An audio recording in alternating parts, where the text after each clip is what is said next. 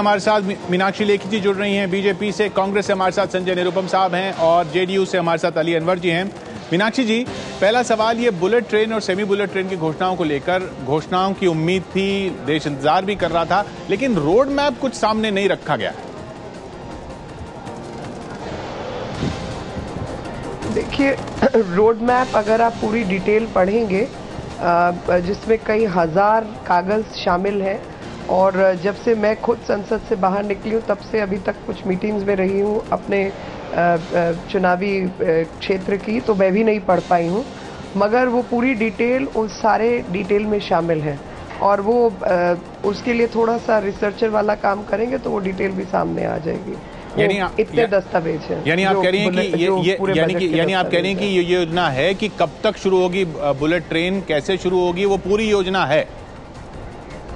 देखिए ये बिल्कुल है, और ये आप दो बात समझिए, ये नरेंद्र मोदी जी की सरकार है जो अपने वायदों पर और अपने बयानों पर खरी उतरती है।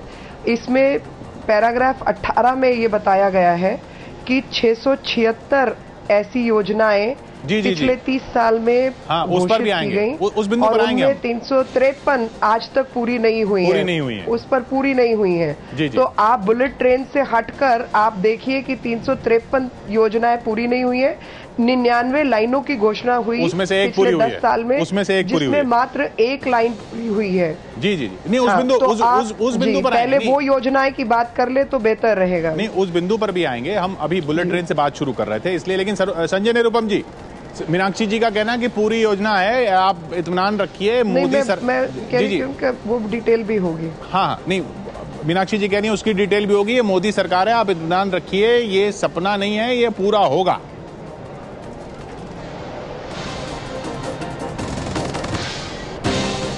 देखिए, रेलवे के जो भाड़े बढ़े, चाहे पैसेंजर किराया हो या फिर माल ढुलाई का भाड़ा हो, उससे ध्यान बटाने के लिए बहुत सोची समझी के तहत रेल बजट के माध्यम से मोदी सरकार बुलेट ट्रेन का सपना दिखा रही है।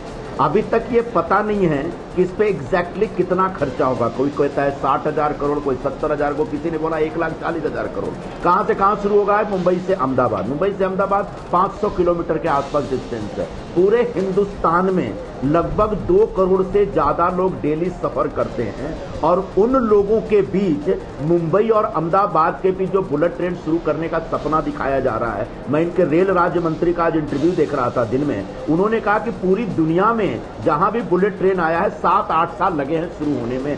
और हिंदुस्तान का जो कामकाज करने का तरीका देखते हैं, चाहे मोदी सरकार हो या कोई भी सरकार हो, ब्यूरोक्रेट तो वही है, काम करने वाले लोग तो वही हैं, मतलब 15 साल लगने वाला है। तो 15 साल बाद वो भी पूरा होगा कि नहीं होगा, वायबल कितना ये कहना मुश्किल है। अगर जमीन पे रेलवे ट्रैक बनाएंगे बुलेट ट्रेन के लिए तो 50 करोड़ रुपए पर किलोमीटर आता है। अगर एलिवेटेड बनाएंगे तो 250 करोड़ रुपए पर ट्रेन। नहीं, वो कह रहे हैं उसके लिए एफडीआई है, प्रोजेक्ट है, उसके लिए एफडीआई की मंजूरी ले रहे हैं। कौन टिकट खरीदेगा वो? देखिए, एफडीआई तो भारतीय जनता पार्टी का एक अपना एक पुराना शिगुफा है।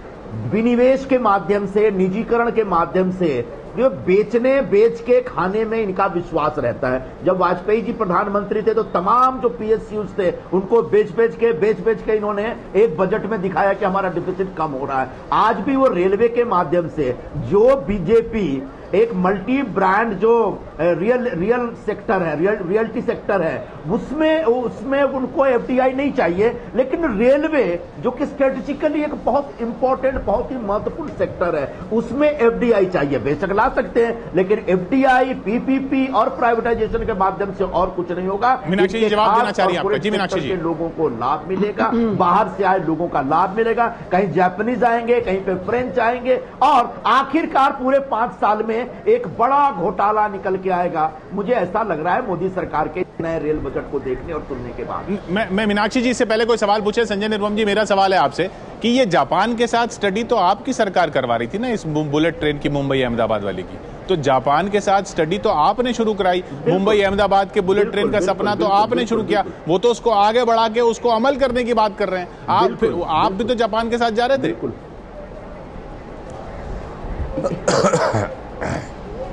देखिए ये इस तरह के प्रपोजल्स विदेशी कंपनियों के, विदेशी सरकारों के तरफ से आते रहते हैं और हमारी सरकार, ये मोदी सरकार हो कोई भी सरकार हो, एक वायबिलिटी रिपोर्ट, स्टडी रिपोर्ट करती रहती है। इन स्टडी रिपोर्टों का कोई मतलब नहीं है, क्योंकि अंततः जो रेलवे कोई मतलब नहीं तो आपके रेल बजट में ये घोषणा क्यों हो रही थी? आपने भी तो रेल बजट में घोषणा की, अगर मतलब नहीं है तो हंस रही है मीनाक्षी जी आपकी बात पर। मीनाक्षी जी रेल बजट में हजारों घोषणाएं होती हैं, उन घोषणाओं का बहुत ज्यादा महत्व नहीं होता है। जो वायबल है, कमाल कर रहे हैं आप, जनता के लायक है, जिसको अफोर्ड कर सकती है आम जनता, गरीब जनता। संजय निरुपम जी आप कह रहे हैं, वही तो वो कह रही है, रेल बजट में इतनी घोषणाएं करते चले गए आप, उनका कोई मतलब नहीं होता, आप खुद ही कह रहे हैं। मीनाक्षी जी देखिए, मैं यही मतलब देखिए, अगर मैं वकालत पे आऊँ तो जो इनका एडमिशन है, 500 लाइनें मांगते हैं, जो रेल मंत्री क्या इनको कहिए भाई साहब जरा जवाब सुन लेते हैं। ये भाषण नहीं हो रहा। बोले मीनाक्षी जी। ये देखिए, इन्होंने बहुत लंबा भाषण दिया, तो मेरे को उस हिसाब से जवाब देना है। पहला जवाब मैं देना चाहती हूँ कि इन्होंने अपने वक्तव्य में ये माना कि ये मात्र घोषणाएं करते आए हैं। दूसरा, इन्होंने माना घोटालेबाज ये लोग थे। तीसरा, इन्होंने माना कि सरकार जब एनडीए की पहली बार आई थी तब भी खजाना खाली था और अब भी खजाना खाली है। चौथा, बहुत हेराफेरी के साथ ये बताना भूल गए कि अभी जो किराया भाड़ा भरा है, फ्रांस की सरकार से मिलकर के अब मेरे को बोलने दीजिए, ये मैं आपको बता रहा हूं। दीजिए आप, वाजपेयी सरकार के जमाने के घोटाले देना, जनता ने जवाब दे दिया ना आपको साहब। चुनाव खत्म, चुनाव खत्म हो गया, चुनाव खत्म हो गया। आपने तो पूरा देश, आकाश जमीन पाताल सब बेच दिया। आवाज ऑफ कीजिए, आपने नहीं तो इनको कहिए कि जरा मेरे को जवाब देने दे। एक मिनट आपके दिखाई दिए संजय जी, 300। संजय जी, मीनाक्षी जी एक मिनट, ये बिल्कुल मुद्दे से एक मिनट संजय जी, बिल्कुल मुद्दे से भटक रहे हैं हम, मुद्दे से बिल्कुल भटक रहे हैं। मुद्दा बुलेट, मुझे पूछने दीजिए। मैं जो नहीं बोल रहा हूं वो आप मेरी जुबान में न डालें। अच्छा ठीक है, एक मिनट संजय जी। मीनाक्षी जी, मुद्दे से हम नहीं भटकते हैं। मेरा सवाल सीधा, बुलेट ट्रेन की घोषणा क्या सिर्फ घोषणा है, सपना है? 676। नहीं, आप मेरी बात सुनिए जी। नहीं, सपना नहीं है, सपने साकार होने के दिन आए हैं और उसीलिए मैं आपको व्यवस्था के तहत समझाना चाह रही हूँ। 676 प्रोजेक्ट्स और योजनाओं के वायदे इनकी सरकारों ने किए। पिछले 10 साल के अंदर 99 लाइन का वायदा इन्होंने किया, मात्र एक लाइन पूरी हो पाई है, 98 लाइन अभी बाकी है।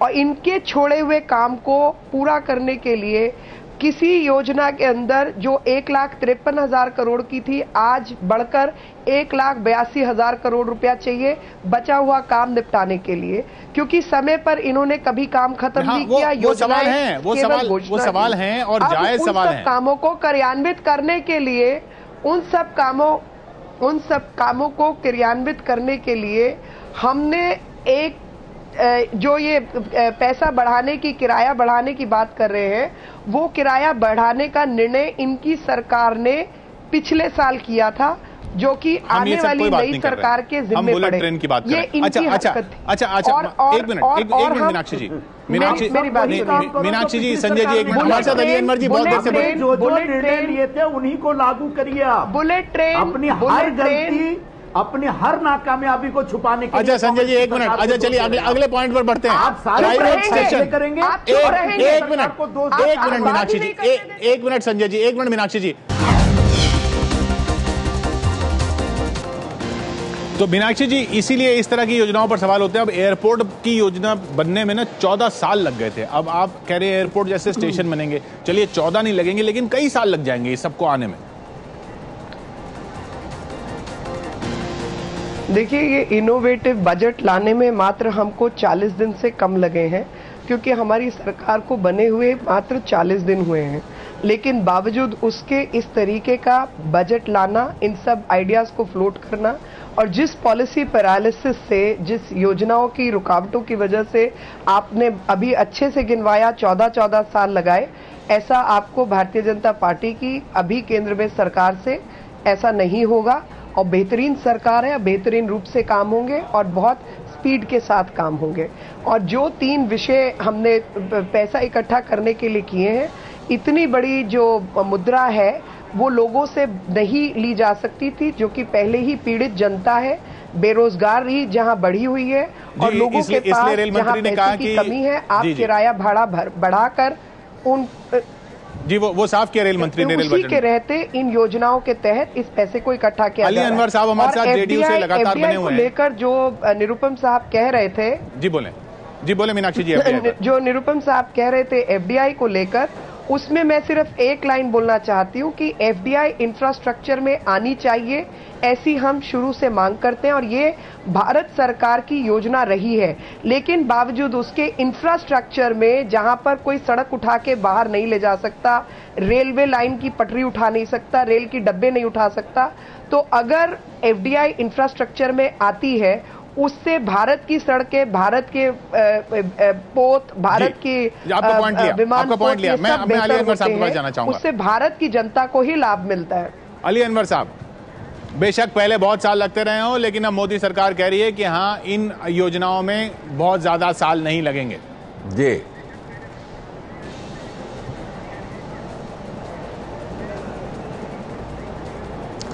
देखिए, फिलहाल तो हमको मुंगेरी लाल का सपना ही लगता है ये बुलेट ट्रेन। इतनी बड़ी रकम खर्च होगी, ये कहाँ से लाएंगे? दरअसल देखिए, हिडन एजेंडा है इनका, एफडीआई लाएंगे कि ये जो रियल एस्टेट है, आप जानते हैं रेलवे सबसे बड़ा लैंड होल्डर है, एफडीआई लाएंगे तो क्या होगा? जो दिल्ली में एयरपोर्ट मेट्रो बना तो रिलायंस ने लिया, चला पाया क्या? फिर जमीन वगैरह ले लिया, नहीं तो इसका मतलब क्या योजना नहीं बनाई जानी चाहिए? फिर सरकार चला रही है। तो ये देख लीजिए, नहीं बनाई जानी चाहिए, लेकिन ये देखी जानी चाहिए कि दूसरे के भरोसे कितना आप ये करेंगे। आपका अपनी ताकत क्या है? गैर परों से उड़ सकते हो हद से हद दीवारों तक, अंबर तक तो वही उड़ेगा जिसके अपने पर होंगे।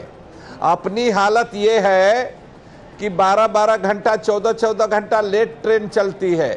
अपनी हालत ये है कि टॉयलेट में आप ही लोग दिखा रहे हैं, जी। और हम लोग तो भुगतते हैं रोज टॉयलेट में। ये सवाल यही है, जनता यही सारे सवाल पूछेगी जब तक बुलेट ट्रेन नहीं आएगी, जब तक एयरपोर्ट जैसे स्टेशन नहीं बनेंगे।